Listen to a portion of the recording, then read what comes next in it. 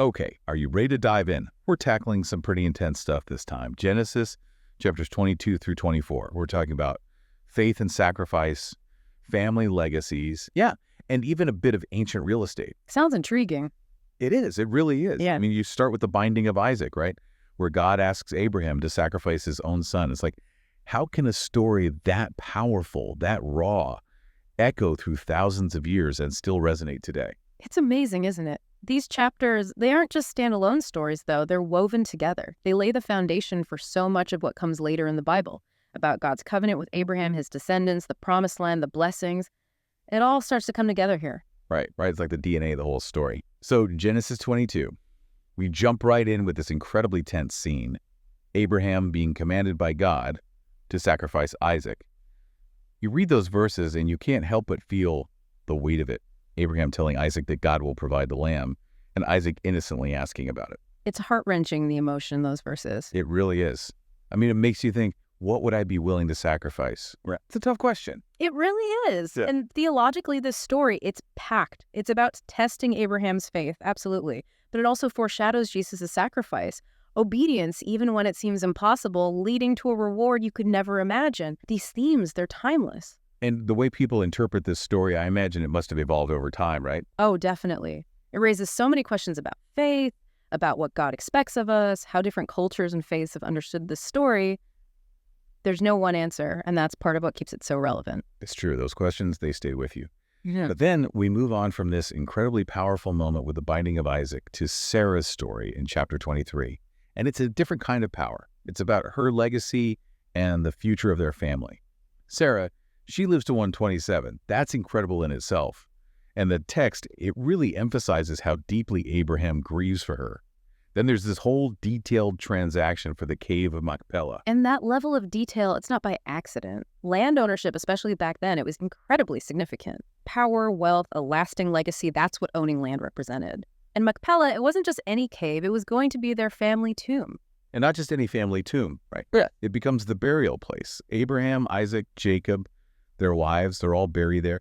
People still visit that site today. Exactly. What seems like a simple real estate deal, it sets the stage for generations of history. It underscores the importance of family lineage, and it's a concrete example of God fulfilling that promise of land to Abraham's descendants. So it's more than just a burial site. It's about legacy made real, made tangible. It is. It's this physical connection to their faith, to the covenant. And that takes us to Genesis 24, finding a wife for Isaac. Okay, and what always gets me about this story is the detail.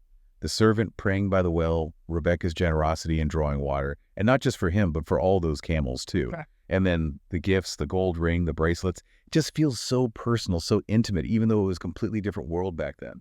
Well, we have to remember, arranged marriages were the norm then. This wasn't just a casual meeting. This was about securing the future of the family, finding a woman worthy of continuing this covenant with God. That's right. And that, well, it's not just a random meeting place, right? I mean, there's some pretty clear symbolism there. Oh, absolutely. Wells were social hubs, especially for women.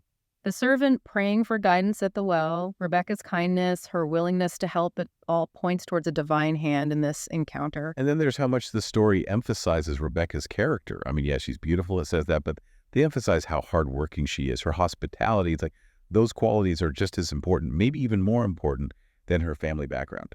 You're right. Remember, they're looking for a wife for Isaac. This is a man who's been through trauma, the trauma of almost being sacrificed. They need someone strong, capable, someone full of faith.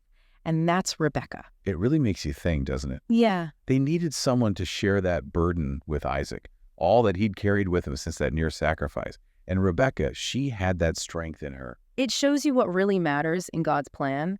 It's easy to focus on lineage, on outward appearances, but this story, it's a reminder that character matters, that inner strength matters. Wouldn't you agree? 100%. Okay, so we've got this tapestry, right? The near sacrifice of Isaac, Sarah's legacy in Machpelah, and then Isaac finding Rebekah, a wife who seems almost meant to be.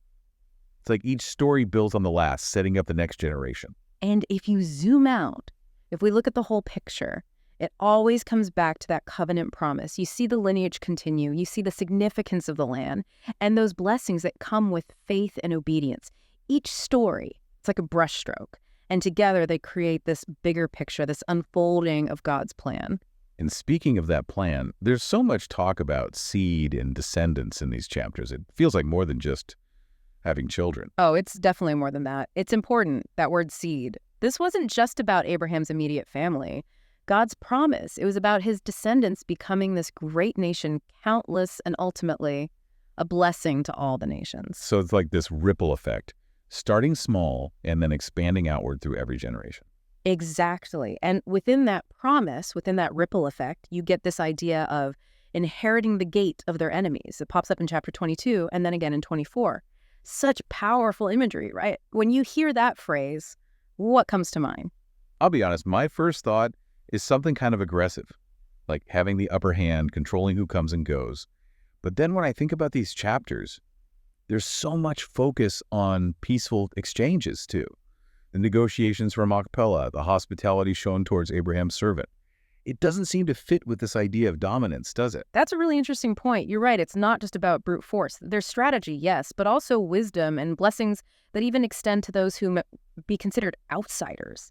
Okay, now I'm seeing those verses totally differently. So it's less about military conquest and more about influence. Exactly. God's chosen people, they're rising to a position of influence, but not necessarily through force.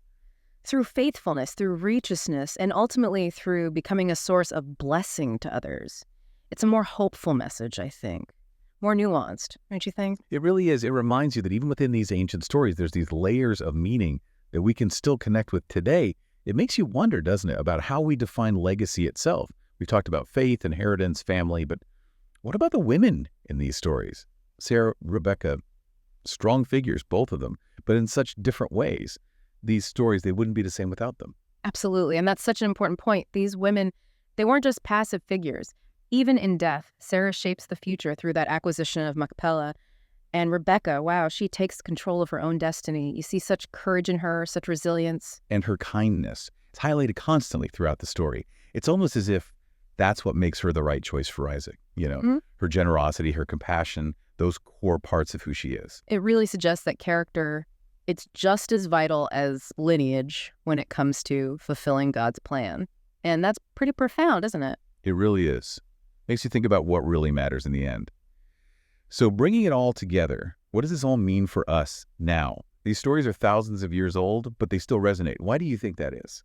I think that's the beauty of these texts, They wrestle with questions we're still asking. What does it mean to have faith? How do we deal with family? What kind of legacy are we leaving behind?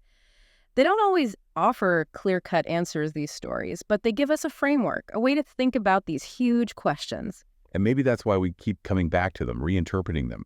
Every generation, it seems like they find new meaning, new relevance. That's right. We're invited to really think about our own beliefs, our values, how we fit into these big stories of faith, family, and even inheritance, right?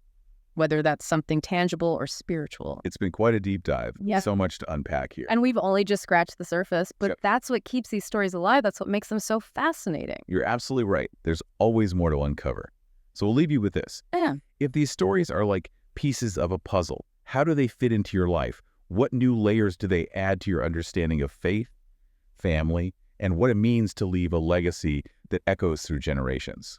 Welcome to Charlie and Mia's podcast. We're embarking on an exciting journey to read through the entire Bible in just 1 year. Every day, we dive into Scripture, exploring its meanings and how it applies to our lives today. We invite you to join us on this incredible adventure of learning and discovery. Don't forget to subscribe to our channel so you never miss an episode.